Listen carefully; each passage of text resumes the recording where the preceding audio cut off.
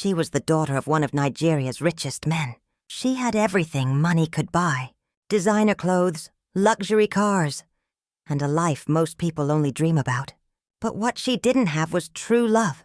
Then one day she made a decision that shocked everyone. She disguised herself as a poor janitor in her own father's company. What happened next changed her life forever. How did a billionaire's daughter find love in the most unexpected place? Sit back and find out as we delve into this touching story.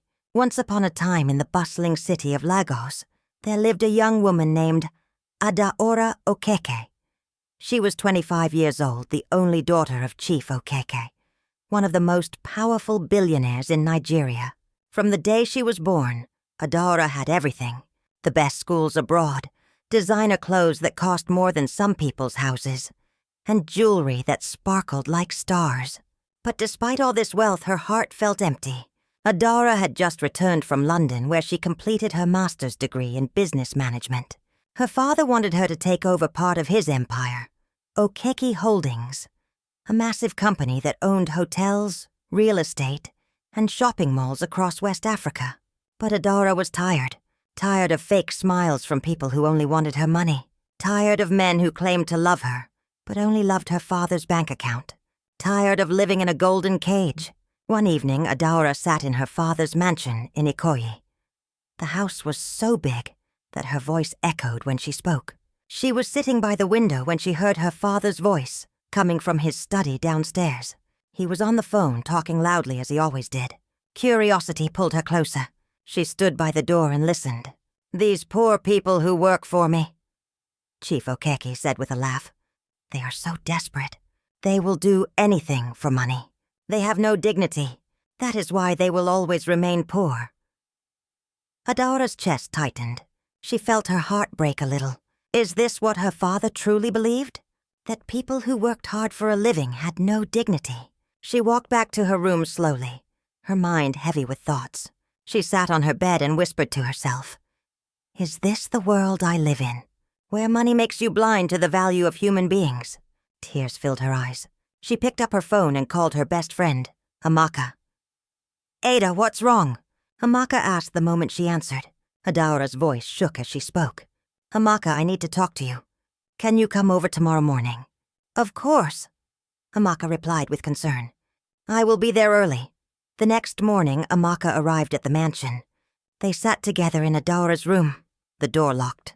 Adaora poured out her heart. "Amaka, I am tired of this life.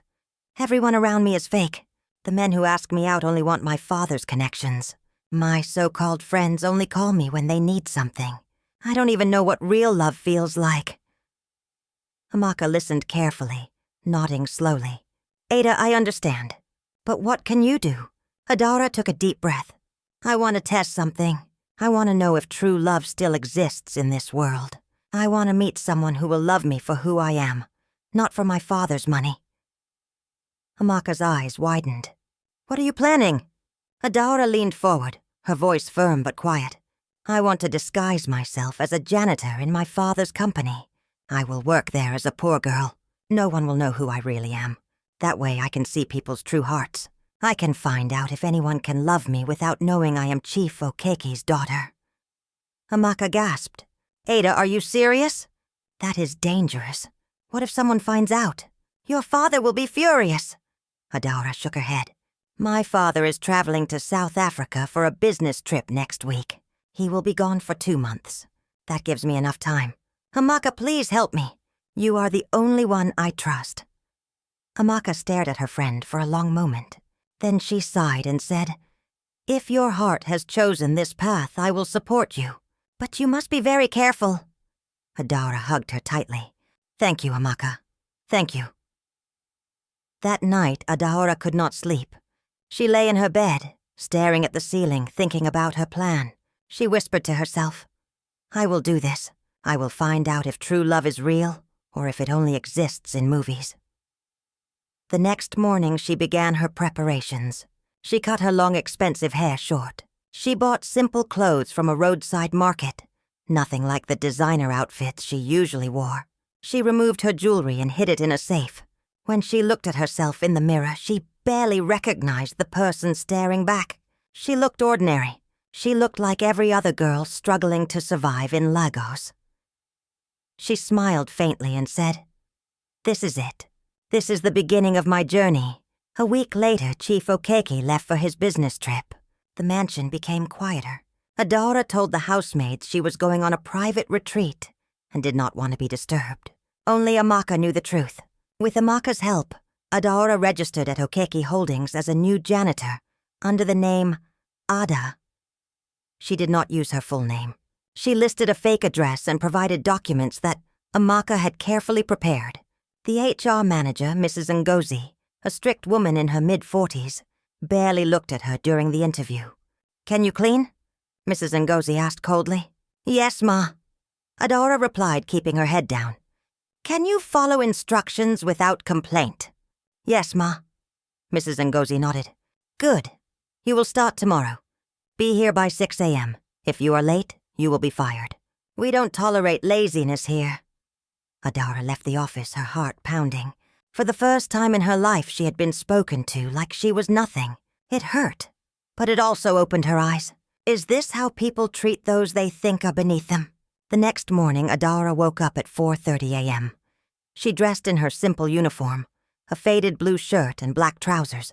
She tied her short hair back and looked at herself one last time. Then she whispered, "God, please guide me. Let me find what I am searching for." She left the mansion quietly through the back gate and took a public bus to the company. It was her first time on a bus in years. People pushed and shoved. The heat was unbearable. But Adaora endured it all. When she arrived at Okeke Holdings, the building looked different from this angle. She had been here many times before as the boss's daughter, walking through the front entrance with her head held high. But today, she entered through the back door, the staff entrance. A supervisor handed her a mop and bucket. "You will clean the 3rd floor," he said without looking at her. "Make sure every corner is spotless. Mrs. Ngozi will inspect your work." Adaora nodded and carried the heavy bucket up the stairs. Her arms ached. Her back hurt. By the time she reached the 3rd floor, sweat covered her face. She had never done this kind of work before. As she began mopping, some of the office staff walked past her. They did not greet her. They did not even look at her. To them, she was invisible. One woman in high heels almost stepped on her hand. "Move out of the way," the woman snapped. Adaora quickly pulled her hand back, her chest tight with pain. Is this how they treat people? She continued working, her hands trembling. Then suddenly she slipped on the wet floor. The bucket tipped over and water spilled everywhere. Adaora fell hard on her side. Pain shot through her body. Some workers nearby laughed. "Look at the new girl," one man said mockingly. "She can't even mop properly." Adaora's eyes filled with tears, but she refused to cry. She tried to stand, but her legs felt weak. Just then, a strong hand reached down toward her. She looked up and saw a young man. He had kind eyes and a gentle smile. "Are you okay?" he asked softly. Adaora nodded, taking his hand. He helped her to her feet. "Thank you," she whispered. "Don't worry," the man said. "It happens to everyone on their first day. My name is Chidi. I work in maintenance." Adaora smiled faintly. "I am Ada." Chidi picked up the bucket and helped her refill it. "Let me show you an easier way to mop. If you hold it like this, your back won't hurt as much." For the next few minutes, Chidi patiently taught her how to clean properly. He did not laugh at her. He did not mock her. He simply helped. When he was done, he said, "If you need anything, just ask for me. I am always around." Then he walked away. Adaora stood still, staring at his back as he disappeared down the hallway. Her heart felt something strange, something warm. She whispered to herself, "Who is this man?" Over the next few weeks, Adaora settled into her new life as a janitor. The work was hard. Her body ached every night. But she kept going. She cleaned floors, emptied trash bins, and scrubbed toilets, things she had never imagined doing in her life. Yet with each passing day, she learned something new. She learned the value of hard work. She learned humility. And she learned how cruel people could be to those they considered beneath them. But through it all, one person remained kind. Chidi. Every morning he would greet her with a smile. "Good morning, Ada. How are you today?" he would ask. and Adaora would smile back, her heart lifting just a little. Chidi often helped her when the work was too heavy. He would carry her bucket or help her move furniture. He never asked for anything in return. One day, Mrs. Ngozi called all the janitors for a surprise inspection. She walked through each floor with a stern face, checking every corner. When she reached Adaora's section, she ran her finger along a windowsill and found dust. "Ada!" she shouted. "This is unacceptable. You call this clean?" Adaora's face burned with shame. "I am sorry, Ma. I will clean it again." Mrs. Ngozi's eyes were cold. "You are lazy. If I see this again, you will be fired." The other janitors looked away, afraid to speak. But Chidi, who was fixing a door nearby, stepped forward. "Ma, please forgive her. Ada is still learning. I will help her improve." Mrs. Ngozi glared at him. "Mind your business, Chidi. This does not concern you." But Chidi stood firm. "Ma, we all make mistakes. Please give her another chance." Mrs. Ngozi huffed and walked away. After she left, Adaora looked at Chidi with tears in her eyes. "Thank you. You did not have to do that." Chidi smiled gently. "We must help each other, Ada. That is what makes us human." One afternoon, they sat together during lunch break under a tree outside the building. Chidi unwrapped his small portion of rice and stew. Adaora had brought bread from the house. "Ada," Chidi said thoughtfully, "why did you come to Lagos?" Adaora looked at him carefully. "I came to find something better. My life before was not easy." Chidi nodded. "I understand. Life can be very hard. But if we keep working and stay honest, God will open doors for us." "What about you?" Adaora asked. "What is your dream?" Chidi's eyes lit up. "I want to start my own cleaning company one day. I want to call it True Clean. I want to employ people like us, people who are hard-working but overlooked. I want to give them dignity and fair wages." Adaora's heart swelled with admiration. Here was a man with nothing, yet he dreamed of helping others. She said softly, "That is a beautiful dream, Chidi. I believe you will achieve it." Chidi smiled shyly. "Thank you, Ada. Not many people believe in me." Their friendship grew stronger with each passing day. They laughed together, shared stories, and supported each other. And slowly, without realizing it, Adaora began to fall in love. One evening, as they walked to the bus stop together, Chidi suddenly stopped. He turned to her, his face serious. "Ada, can I ask you something?" "Yes," Adaora replied, her heart beating fast. Chidi hesitated, then said, "I know I don't have much. I am just a maintenance worker. But you are special. You are kind and humble. I have never met anyone like you." Adaora's breath caught in her throat. Chidi continued, his voice trembling. "Ada, I think I am falling in love with you. But I don't know if I am good enough for you." Tears filled Adaora's eyes. She reached out and held his hand. "Chidi, you are more than enough. You are the most genuine person I have ever met." Chidi's face brightened with joy. He squeezed her hand gently. "Then, Ada, will you allow me to love you?" Adaora nodded, unable to speak. For the first time in her life, she felt truly loved. Not for her money, not for her father's name, but for who she was. That night, as she lay in her small rented room that Amaka had arranged, Adaora whispered, "I have found it. I have found true love." But happiness, as she would soon learn, does not always last forever. There was someone watching them, someone who did not like what she saw. Her name was Blessing, another cleaner who had always been jealous of the attention Chidi gave Ada. Blessing had secretly loved Chidi for years, but he never noticed her. Now seeing him with Ada made her blood boil with anger. One day, Blessing was cleaning near Mrs. Ngozi's office when she overheard a phone conversation. "Yes, Chief Okeki will return next week," Mrs. Ngozi said into the phone. "Make sure everything is ready for his arrival, and his daughter Adaora should be back from her retreat by then."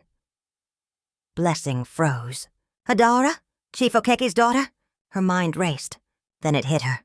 She remembered seeing Ada's face before, on a magazine cover at a newsstand. It was the same face, just without makeup and expensive clothes. Blessing's eyes narrowed with a wicked smile. "So Ada is actually Adaora, the billionaire's daughter. She is pretending to be poor. Blessing whispered to herself. I will expose her. I will make sure everyone knows she has been lying to us, especially Chidi. Meanwhile, Adaora and Chidi continued to grow closer. One Saturday, Chidi invited her to visit his small room in Ajagunle. I want you to see where I live, he said honestly. I don't have much, but I want you to know everything about me. Adaora agreed, and together they took a bus to his neighborhood. The area was crowded and poor. Children played in the dusty streets. Women sold food by the roadside. Chidi's room was tiny, with just a mat on the floor, a small table, and a few clothes hanging on a rope. But it was clean and neat. This is my home, Chidi said quietly, watching her face for any sign of disgust. But Adaora smiled warmly. It is beautiful, Chidi. You have made it comfortable with what you have. Chidi's eyes filled with gratitude. Ada, you are truly different. Most women would run away from a place like this. Adaora held his hand. I don't care about where you live, Chidi. I care about who you are. They sat together on his mat, talking about their dreams and hopes for the future. In that small room surrounded by poverty, Adaora felt richer than she had ever felt in her father's mansion. A few days later, something unexpected happened. One of the company's senior managers, Mr. Tony, began to notice Ada. He was a wealthy, arrogant man who believed money could buy anything. One afternoon, as Adaora was cleaning his office, Mr. Tony called her. Ada, come here, he said with a sly smile. Adaora walked closer cautiously. Yes, sir? Mr. Tony leaned back in his chair. You are a beautiful girl. Why are you wasting your life as a cleaner? If you become my girlfriend, I can give you a better life. Money, clothes, a nice apartment. What do you say? Adaora's stomach turned with disgust. She kept her voice respectful but firm. Thank you, sir, but I am not interested. Mr. Tony's smile faded. You are rejecting me? Do you know who I am? Yes, sir, Adaora replied calmly. But I am in love with someone else. Mr. Tony's face turned red with anger. Who? That poor maintenance boy, Chidi? What can he give you? Nothing! Adaora looked him straight in the eye. He gives me respect. Something money cannot buy. Then she turned and walked out of the office, leaving Mr. Tony stunned and furious. When Chidi heard about what happened, he was worried. Ada, Mr. Tony is a dangerous man. He can make life difficult for you here. But Adaora shook her head. I don't care, Chidi. I will not compromise my values for anyone. The following week, Chief Okeki returned from his business trip. The entire company prepared for his arrival. Adaora, still disguised as Ada, continued her work as usual. She had no idea her father was back. That morning, Chief Okeki walked into the building surrounded by his security men and assistants. Employees bowed and greeted him respectfully. He walked through the hallways, inspecting the offices. As he passed by the 3rd floor, he saw a young woman mopping the floor. Something about her looked familiar. He stopped and stared. The woman had her back turned to him, but when she turned around to dip the mop into the bucket, Chief Okeke's heart nearly stopped. Adaora? He whispered in shock. Adaora looked up and froze. Her eyes widened in horror. Father, she whispered. The entire hallway went silent. Employees stopped moving. Everyone stared. Chief Okeke's face turned red with anger. What is the meaning of this? He shouted. Why are you dressed like this? Why are you cleaning floors in my company? Before Adaora could answer, Blessing stepped forward with a loud voice. Sir, she has been pretending to be a poor girl. She has been lying to all of us. She even tricked Chidi, the maintenance man, into falling in love with her. Chidi, who had just arrived on the floor, stood frozen. His face went pale. Ada? He whispered, his voice breaking. Is this true? Are you really Chief Okeke's daughter? Adaora's tears fell freely. Chidi, please let me explain. But Chidi stepped back, shaking his head. You lied to me. All this time you lied. His voice was filled with pain. I told you my dreams. I opened my heart to you, and you were just playing a game. No, Chidi, it was not a game. Adaora cried. "I wanted to find true love. I wanted someone to love me for who I am, not for my father's money." Chidi's eyes filled with tears. "But you did not trust me enough to tell me the truth. How can love exist without trust?" Then he turned and walked away, his shoulders shaking. Adaora tried to follow, but Chief Okiki grabbed her arm. "Enough," he said firmly. "You are coming home with me, now." That evening, Adaora sat in her father's study. Her face was swollen from crying. Chief Okiki stood by the window, his back turned to her. "Why did you do this?" he asked quietly. "Why did you disgrace yourself and this family?" Adaora's voice was soft but strong. "Father, I did it because I wanted to understand the lives of the people you call poor. I wanted to know if anyone could love me without knowing I am your daughter. And I found him. Chidi is a good man, Father. He is honest, hardworking, and kind. He loved me when he thought I had nothing." Chief Okiki turned to face her. "A maintenance man? You want me to accept a maintenance man as your husband?" "Yes, Father," Adaora said firmly. "Because he has something money cannot buy. He has integrity. He has a heart of gold." Chief Okiki stared at his daughter for a long moment. Then he sighed deeply and said, "I will think about this." That night, Adaora cried herself to sleep, her heart broken into pieces. 3 days passed. Adaora could not eat or sleep. Her heart ached for Chidi. She sent him messages, but he did not reply. She went to the company, but he avoided her.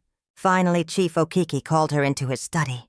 "I have decided to test this young man," he said. "If he is truly as noble as you claim, I will see it for myself."